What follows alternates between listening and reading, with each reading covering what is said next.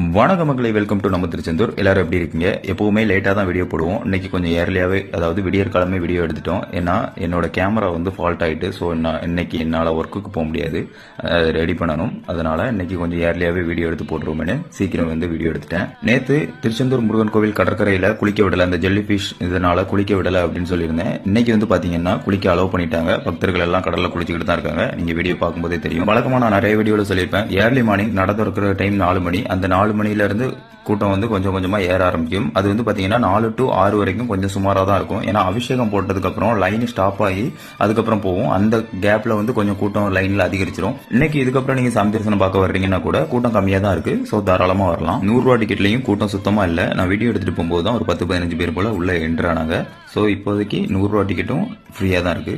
மேலும் திருச்செந்தூர் முருகன் கோயில் பற்றிய பல தகவல்களுக்கு நம்ம திருச்செந்தூர் சேனலை சப்ஸ்கிரைப் பண்ணி வச்சுக்கோங்க. சப்போர்ட் பண்ணுங்க, ஷேர் பண்ணுங்க. என்றும் உங்களுடன் நான் அகிலன்.